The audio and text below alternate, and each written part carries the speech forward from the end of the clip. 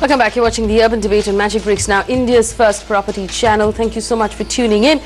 Impending rollout of the real estate regulator across the country has sent many developers back to the drawing board. Team Magic Bricks Now fanned out across the country to find out what home buyers can expect in the run-up to RERA. Take a look. Expect new projects to be smaller. Expect quicker delivery timelines for these projects. But more importantly, expect to get possession of existing under construction projects at the earliest, as developers get set for RERA's rollout in property markets across the country. What the buyers are actually hoping for is a good product, a product which is fully sanctioned, a product which is completed on time, and a product which suits their pocket. And I think all the developers are working towards that. There will be a change in the psychology of the developers and the working philosophy and ethics of all development companies. The Real Estate Regulatory Authority, or RERA, brings with it a raft of compliances. This includes registration of the project, disclosure of building plans, and approvals received and the contract that buyers have to sign. Under RERA, developers also have to declare upfront a date of possession and stick to it. Failing this, they would have to pay home buyers a steep penalty. This last condition has developers rethinking project sizes and timelines. So if any project which is going to be in the under construction stage has to be a part of or will fall under the preview of the RERA.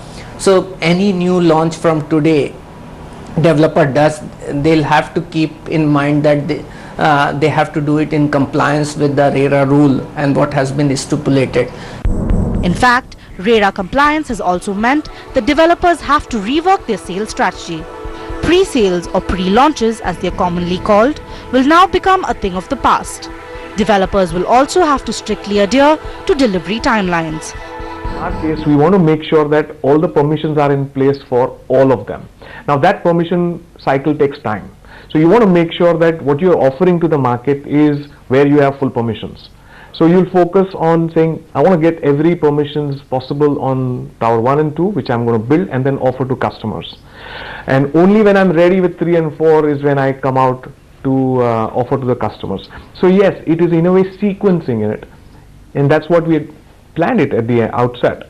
But really we're telling the customer saying, hey, look, here's the 5-tower project which will get launched over time. But what I'm offering you is only Tower 1 and 2 fairly transparently. To further safeguard home buyers, RERA also mandates that developers must maintain a separate bank account for money collected from sale of flats in the project. However, this money can only be used within the same project. This last condition, developers say, could drive up home prices in the medium term once RERA is rolled out. I definitely think that RERA is going to have an impact on property prices. It will push prices up because it pushes costs upward. The 5-year warranty, for example, is clearly a cost which developers have to incur. They will pass it on. The fact that capital requirement is going to increase because you have to put money into a separate designated account, it means your returns are going to get affected.